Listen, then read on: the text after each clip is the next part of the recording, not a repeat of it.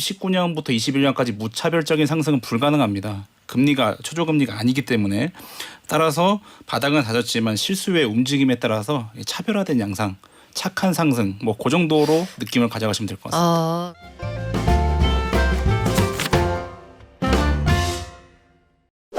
7월 둘째 주 서울 아파트 매매가 상승률이 0.24%로 집계가 됐습니다. 5년 10개월 만에 가장 높은 상승률인데 이 정도 속도라면 연간으로 따졌을 때는 10% 이상 집값이 올라간다는 얘기죠. 그런데 같은 서울 안에서도 동네마다 분위기는 좀 다른 것 같습니다. 성동, 송파, 서초는 0.5% 전후로 올라가고 있는 그런 상황이고 반면에 비수도권은 여전히 마이너스다 이런 지역들이 많죠. 이런 상황에서 실수요자들 그리고 갈아타려는 분들은 어떤 지표를 보고 어느 동네 고르면 좋을까요? 부동산 빅데이터 전문가 조영광 연구원에게 들어보겠습니다. 안녕하세요. 네, 안녕하세요. 우리 근 1년 만인가요? 네, 1년 만에 불러주셨네요. 1년 동안 참 많은 변화가 있었습니다. 시장에서. 일단 이거부터 질문을 드릴게요. 최근에 서울 수도권을 중심으로 해서 일부 지역은 전고점을 회복하거나 신고가가 나타나는 곳들이 있어요. 이게 바닥은 완전히 지났고 대세 상승기에 접어들었다 이렇게 판단을 해도 됩니까? 이제 뭐 대대 상승이란 말이 좀 무서운데요. 거래량이 되게 중요합니다. 거래량이 전국 거래량이 1월부터 4월까지 계속 증가를 하다가 5월에 살짝 주춤했는데 서울 거래량은 4월까지 올랐고 또 5월에도 올랐어요. 그래서 서울은 이미 바닥이다라고 진단을 할 수 있는데 문제는 이제 과거와 같이 뭐 2% 초저금리 시대는 이제 다시 오지 않기 때문에 네. 뭐 19년부터 21년까지 무차별적인 상승은 불가능합니다. 금리가 초저금리가 아니기 때문에 따라서 바닥은 다졌지만 실수의 움직임에 따라서 차별화된 양상, 착한 상승 뭐 그 정도로 느낌을 가져가시면 될 것 같습니다. 동네별로 다르고 약간 차별화된 양상이 나타난다. 근데 그 비관론이 한동안 시장을 좀 지배했단 말이에요. 네. 비관론에서 나아가서 폭락론을 주장하는 사람들도 있었습니다. 물론 여전히 있고요. 2021년에 정점 찍고 나서 22년 하반기부터 서서히 내려가서 굉장히 고전한다. 심지어 뭐 반값이 된다 이런 주장한 사람도 있었는데 네. 서울 집값은 완전히 다른 방향으로 움직인단 말이에요. 근데 금리가 아직까지 굉장히 낮은 것도 아니고 집값이 그 사이에 확 떨어진 것도 아닌데 서울 집값은 왜 이렇게 오릅니까? 뭐 말씀하신 대로 서울 집값이 많이 떨어진 건 맞습니다. 헬리오시티도 20억까지 갔다가 뭐 15억까지 떨어졌었죠. 2023년에. 2022년 가을에 확 떨어졌었는데 네네. 떨어져도 사실 비쌉니다. 그렇죠. 네, 그 이유는 뭐냐면은 우리가 인구 감소의 미신을 좀 벗겨야 되는데 전국에서 가장 인구가 오랫동안 가장 많이 감소한 도시가 딱 두 개 있어요. 서울이랑 부산이 서울은 10년간 인구가 64만 명이 이미 감소했어요. 그래서 10년간 인구 집값이 많이 떨어졌죠. 가 아닙니다. 인구가 많이 64만 명이 감소했다는 거는 안산시의 인구가 감소했음에도 불구하고 여전히 비싼 거는 서울은 원체부터 인구 밀도가 상당히 높아요. 네. 전국 평균 밀도가 제곱킬로미터당 500명인데 서울은 16,000명에서 인구가 감소했다 하더라도 15,000명. 제곱킬로미터당. 예. 그러니까 전국 평균이 500명인데 서울은 10,000명이 넘는다고요? 15,000명. 와. 그렇기 때문에 어떤 사이클에 따라서 뭐 파월이 금리를 내리던 거에도 출렁일 수는 있지만 수요가 계속적으로 너무나 수요 압력이 세기 때문에 땅에다가 집을 짓잖아요. 우리가 집을 뭐 바다나 뭐 하늘에 지으면은 인구 밀도가 상관이 없어요. 근데 인구 밀도는 땅에다가 그걸 알기 때문에 땅에다 집을 짓는 한 서울은 아파트 지을 수 있는 땅 대비 수요 압력이 원체 강한 것이죠. 그렇군요. 그래서 이번에 그 책이 하나 나왔더라고요. 우리 연구원님 부의 정점. 네. 이게 웬만하면 변하지 않는 데이터, 반석 데이터라는 게 있다. 이걸 참고해라 하셨는데 반석이라는 게 그 단단한 돌 그거 맞아요? 맞습니다. 제가 10년 동안 이제 예측을 하면서 틀리기도 하고 맞기도 하는데 너무 어려운 거예요. 사이클이 사람 심리가. 그래서 딱 하나 생각하는 거는 야 어차피 사이클을 읽을 수 없으니 꾸준하게 수요가 몰리는 어떤 수요의 그거는 사이클에 좀 부침은 있겠지만 장기적으로 우상향의 지표가 뭐냐. 인구 밀도. 왜냐하면 안 변해요. 웬만하면 안 변하고 인구가 감소하잖아요. 아까도 인구가 뭐 소멸된다. 여러분 인구가 소멸된다라고 하면은 여러분은 어떻게 행동하시겠습니까? 소멸 지역에 있는 청년들은요. 더 그 사람이 모여 있는 지역으로 앞으로 더 인구가 감소. 그럼 여러분 어떻게 하시겠습니까? 사람이 모여 있는 곳으로 정부와 민간 투자는 어디다 하겠습니까? 거기 있는 데 해야 투자 효율이 극대화되겠죠. 그게 바로 어디예요? 인구 밀도가 높은 지역들에 투자를 할 수밖에 없고 사람들은 계속 그렇게 행동을 할 것이고 그래서 그게 중요하고 또 하나는 소득의 양극화가 좀 썰렁한 얘기지만 갈수록 상위 10% 소득이 비중이 높아집니다. 그래서 결국엔 뭐예요? 우리가 소득을 비교할 때 갭이 너무 크기 때문에 평균 소득끼리 비교하면 그게 반영이 안 돼요. 어디가 어디가 부자 동네인지 어디랑 해야 돼요? 상위 10% 소득이 너무 높기 때문에 그네들과 비교를 해서 상위 10% 소득이 높은 지역이 어디냐? 즉 정리하자면 인구 밀도 높은 고밀 지역과 상위 10% 소득이 높은 지역들이 어디냐? 우리가 거기를 계속적으로 집중해 봐야 된다는 것이죠. 거기가 어디예요? 서울에서는 인구 밀도가 2만 명이 넘는 도시가 양천구 여기네요. 네. 동대문구. 그러네. 목동에 있는 이곳 네. 동대문구. 2만 명이 넘습니다. 네. 그리고 고소득 지역은 여러분들이 잘 아시는 뭐 강남과 서초가 연 상위 10% 소득이 2억 정도 됩니다. 그러면 한 집에서 연간 벌어들이는 소득이 강남 서초의 경우에는 2억 원 혹은 그 이상. 그렇죠. 그러니까 평균치니까 그거보다 높은 집도 있을 수가 있다는 얘기고 그러면 이게 서울 안에서도 동네마다 분위기가 다르잖아요. 그리고 네. 지금 굉장히 많이 올라오는 질문 중에 하나가 네. 노도강에 대한 고민이 많다. 소위 말해서 우리가 그 지역이 좀 약세를 보여왔고 이른바 영끌족이 많은 지역으로 대표적으로 꼽히기도 했는데 그런 지역에 대응할 때는 어떻게 하면 좋겠습니까? 근데 이게 20년, 30년 동안 꾸준한 패턴이에요. 뭐예요? 떨어질 때는 노도강이 먼저 떨어지고 그리고 오를 때는 또 강남이 가장 먼저 오르고 중심 지역이 먼저 오르면은 그 후에 그 차상위 지역들이 오르는 전형적인 패턴이 아까 수도권 서울 외원 마이너스라고 하는데 사실 실제로 경기도나 일부 지역들은 플러스로 전환됐어요. 엽세권이란 말이 있더라고요. 엽세권. 네, 서울 옆에 있는. 그걸 이제 준서울이라고 전문 용어로 준서울. 준서울이 뭡니까? 서울을 통근했을 때 내가 경기도에 있지만 서울 통근 거리가 30-40분이면 되는 대표적으로 과천, 광명 그런 그렇죠. 곳들이겠네요. 그런 데들이 준서울 그 엽세권. 근데 거기 엽세권의 기준은 뭐다? 서울이다. 그래서 서울이 먼저 가고 나머지가 간다. 근데 노도강에서 노까지는 괜찮은데 노성 정도가 맞을 것 같아요. 요즘에 노원구, 성북구 개발 쪽이 그쪽으로 더 강하기 때문에 도강은 조금 안 맞는 말이지 않을까. 어떤 개발 측면에서. 그리고 인구 얘기를 이제 그 하락할 거라고 주장하는 사람들이 꾸준히 하는 얘기가 인구 얘기. 네, 맞아요. 그리고 인구가 줄어드는데 집이 남아돈다. 네. 남아돌고 근데 집값이 어떻게 오르느냐. 받아줄 사람이 없다. 항상 맞습니다. 하는 얘기고 다른 한 가지는 애들이 안 태어난다. 네. 학군지라는 것의 의미가 사라진다. 근데 학군지 특히 강남은 집값이 어떻게 유지되느냐 이렇게 반론을 펴거든요. 여기에 대해서는 어떤 답을 주실 수 있을까요? 사람이 없는데 누가 집을 사냐. 여러분들이 살고 싶어하는 집은 그 빈집이 아니에요. 우리가 살고 싶어하는 집들은 그 인구가 인구가 없어져서 그 빈집에 누구도 들어가기 싫어합니다. 그 동네는 사람들의 타겟이 아니다. 좋은 집에 들어가서 살고 싶어요. 그 좋은 집이 갈수록 지어지기가 힘들다는 게 여러분들 꼭 기억하셔야 돼요. 여러분들 그 빈집에 누가 들어가 삽니까? 빈집 많아진다? 그 빈집은 원래부터 수요가 없었던 곳이에요. 우리가 지금 왜 이렇게 매달리냐고 하면 좋은 집이 생기는 게 갈수록 줄어들기 때문에 그런 부분들이 이제 단순히 공급 숫자 놀이를 하시면 안 됩니다. 그런 거고 학구는 좀 중요한 것 같은데 네. 제가 유치원 다닐 때만 해도 뭐 이렇게 장래희망이 다양했던 것 같아요. 잘 실례지만 혹시 몇 년대에 태어나셨는지 질문 드려도 될까요? 80년생이요. 80년생. 네. 80년 초. 그러세요. 네. 그래서 다양한 장래희망이 있었는데요. 지금은 뭐 거의 뭐 장래희망하면 의사. 유튜버 아니에요? 유튜버도 요즘에 조금 그래요? 의사예요 요즘에는. 네. 그래서 이렇게 장래희망이 비슷하고 또 서울의 어떤 특정 대학을 다 들어가고 싶어하고 특정 대학에서도 또 특정 과를 원하는 이 현상 자체가 우리가 인구 감소하면서 경제가 축소되고 기회의 문이 빨리 닫히고 있다. 그만큼 기회의 문이 점점 줄어들고 있다라는 어떤 강력한 증거인데요. 생각을 해보시면 인구 감소가 속도보다요. 기회 감소 속도가 훨씬 빠릅니다. 그래서 학부모 입장에서는 이 학교 아니면 안 된다. 이 직업 아니면 안 된다라는 강박이 더욱더 강해지기 때문에 오히려 학구는 좀 역설적으로 그 가치가 또 중요해지는 것 같습니다.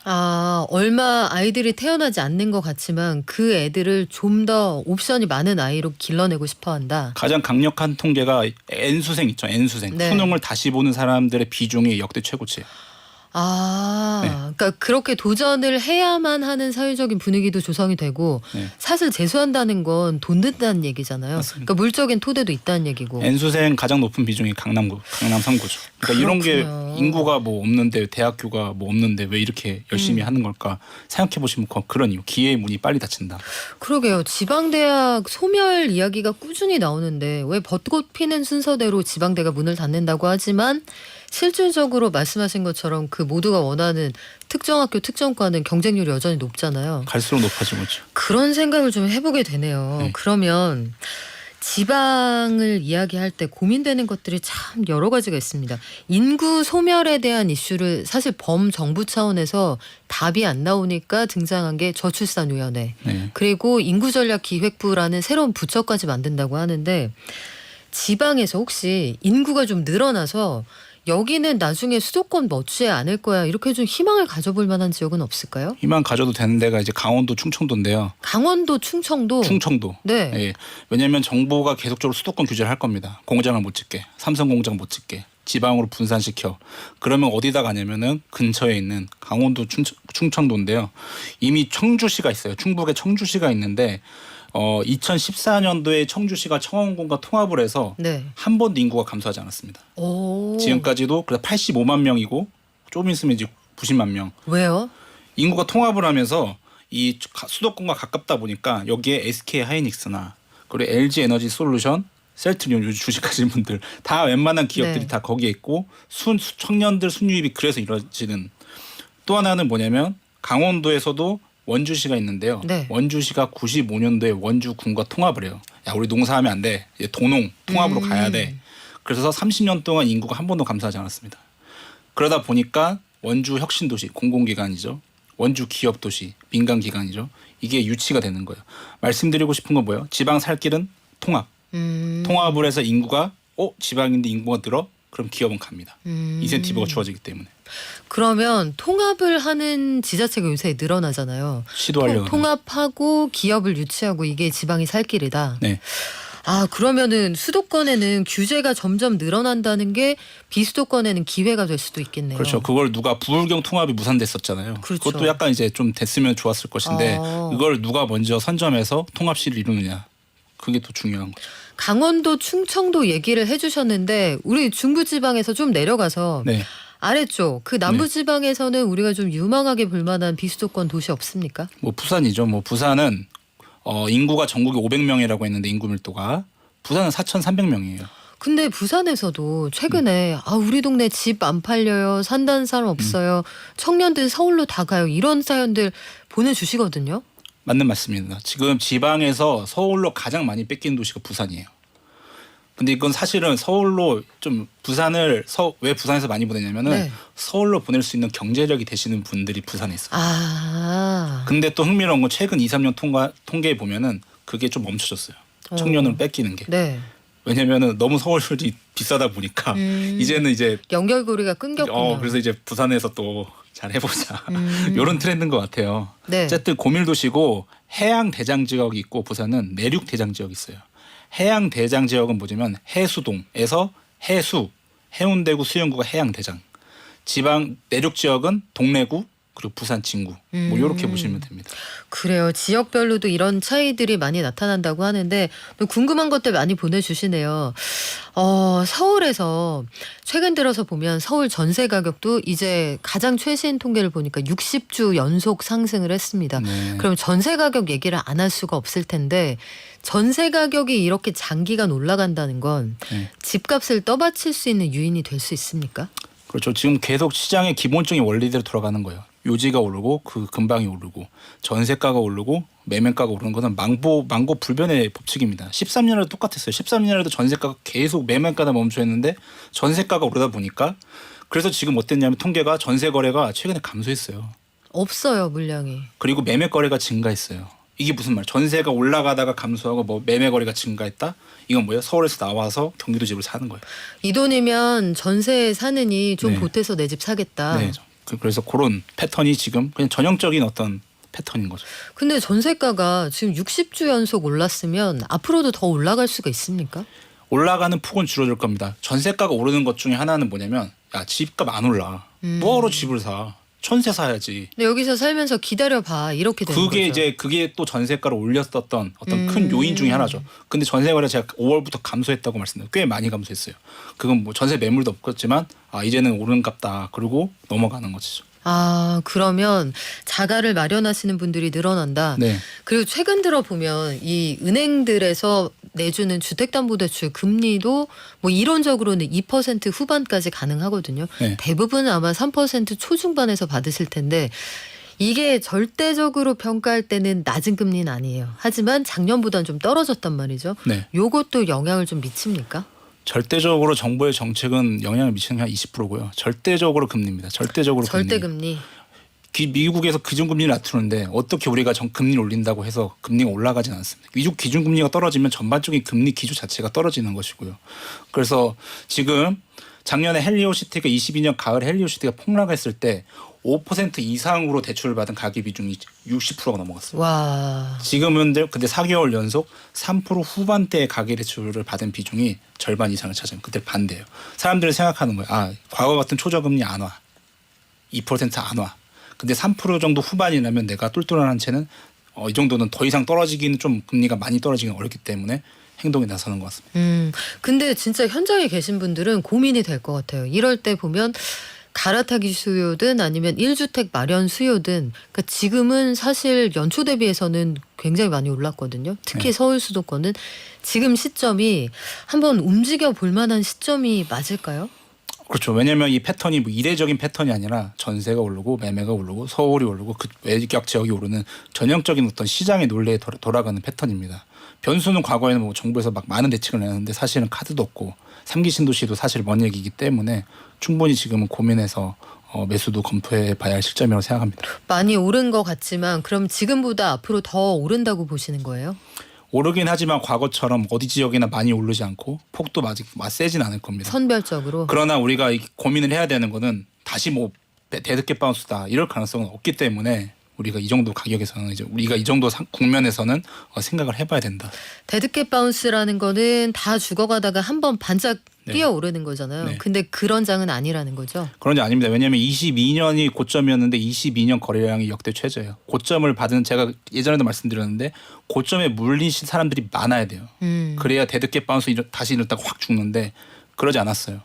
아니 되게 급브레이크를 밟으셨습니다. 고점에서. 그 실거래가 패턴을 보시면 상당히 고점 지역을 한번 찍어보세요. 거기 거래량 거의 한 건, 두 건에 불과합니다. 그게 많았으면 폭락이 더 됐을 수도 있는데 그렇지 않았기 때문에 데드캣 바운스 가능성은 낮습니다. 아니 거의 지금 마무리가 되어 가는데 거래량 얘기를 마지막으로 점검을 좀 해봐야 될 것 같아요. 지금 7월 9일을 기준으로 볼 때 서울 아파트 매매 건수가 이미 한 6천 건을 육박을 했잖아요. 네. 근데 평소에 우리가 급등이나 급락이 없는 평소에 우리가 에버리지로 보는 매매량이 몇 건 정도 됩니까? 5천 건이에요. 5천 지금 건. 제가 바닥을 찍었다고 말씀드린 이유는 5년 평균을 넘어섰어요. 서울 거래량이. 5천 건이 그냥 급등도 급락도 아닌 평균치인데 평균치를. 이게 9일 현재면 신고할 수 있는 기한이 그때 기준으로 21일 남아 있는 거잖아요. 네. 그럼 월말까지 다 더해서 하면은 그보다 훨씬 많을 텐데 네. 근데 이거 굉장히 거래량이 이례적으로 많은 건 맞습니까? 그냥 평균 수준에서 조금 높은 수준. 저 중요한 거는 거래량의 건수보다 추세가 네. 지금 4개월도 아니고 5개월 동안 증가하고 있다. 그리고 그쵸. 금리는 점점 조금씩 떨어지고 있다. 그리고 공급은 단기적으로 사실은 갑자기 급등하기가 어렵다라는 이런 기본적인 펀더멘탈이 지금 우리 앞에 있는 거죠. 공급 얘기도 한번 해볼게요. 이 하락론자들이 항상 하는 이야기는 공급이 왜 없냐. 구축도 공급이다. 그 사람들이 거기 살다 팔고 나가면 시장의 공급량이 그것도 더해야지. 왜 신축만 가지고 공급을 얘기하느냐라고 하거든요. 그러니까 어떤 게 맞는 말이에요? 뭐 시장의 하락기에는 뭐 이렇게 구축이든 신축이든 뭐 상관이 없습니다만은 이제 시장이 올바르게 좀 뭔가 가치를 평가하는 거죠. 지금 거래량이 증가했다는 거는 사람들이 시장의 원리에 따라서 입지가 좋은데 더 주고 살 거야. 입지가 안 좋은 애는 더 싸게 살 거야. 그러니까 살 거야라는 분위기로 지금 뭐 좋든 싸든 안 싸든 나는 그러면 돈이 없으니까 구축에 좀 이렇게 해도 맞춰서 살 거야가 되게 중요한 거예요. 그러니까 구축이든 신축이든 지금 전반적으로 이제 올라가는 상황인데 지금 미분양의 리스크인데 미분양이 많이 쌓여 있는 곳은 가격 계속 하락하겠지만 구축이든 신축이든 지금 미분양이 없는 지역들 공급이 완화된 지역들은 구축이든 신축이든 이제 다 어떤 매수세가 지금 돌아가고 있다. 가격이 지금 매칭이 돼서 거래가 되는 거 아닙니까? 네. 제가 팔기 싫은데 안 파는 그런 게 아니지. 그렇죠. 매칭이 돼서 좀 거래가 계속되고 있다는 상황이 되게 중요한 것이고 결국엔 나중에 어떻게 돼요? 공급의 논리가 뭡니까? 희소한 게 가치가 돋는 거죠. 한강뷰가 되는 게 얼마나 있습니까? 신축이 얼마나 있습니까? 이거는 경제 논리에 따라서 그쪽이 각광을 받을 수 없는 밖에 없는 것이고 사실 뭐 경제적인 여력이 안 되더라 하더라도 여러분들의 마음속에 우리의 마음속에는 선진국에 갈수록 더 좋은 입지 더 좋은 사람들과 좋은 아파트에 살고 있다는 것은 시장이 터지면 또 언제든지 발현될 수 있는 욕망입니다. 기본적으로. 그럼 끝으로 이 얘기는 좀 짚고 넘어가야겠어요. 오피스텔, 뭐 생숙 이런 것도 한동안 유행이었는데 이쪽 좀 어렵거든요. 네. 이쪽 당분간 전망 어떨까요? 생속은 좀 법이 개정되지 않아 좀 어렵고 오피스텔 거래량도 이제 반등하기 시작했고요. 네. 그래서 이제 금리가 이제 계속적으로 내려가면 또 사람들은 또 투자로 눈을 돌릴 겁니다. 예금 금리가 이거밖에 안 돼. 네. 그리고 베이비 부모 은퇴가 되면서 사실은 아파트를 60세에 또 사기에는 좀 부담스러울 수 그렇죠. 있거든요. 근데 오피스텔 같은 경우에는 뭐 1억 정도 해가지고 4~5% 되는 수익률이 이끈다면은 국지적으로 특히 뭐 통계적으로 보면 여성 청년들이 많이 있는 곳에 또 오피스텔 수요가 있습니다. 그래서 그런 부분들은 점진적으로 금리의 방향에 따라서 계속적으로 거래가 붙을 것으로 예상이 됩니다. 그래요. 오피스텔 시장이 살아나는지 이것도 오랜만에 좀 주목해 볼 만한 그런 사인이 아닐까 싶습니다. 오늘 말씀은 여기까지 들을까요? 지금까지 부동산 빅데이터 전문가 조영광 연구원이었습니다. 고맙습니다. 감사합니다.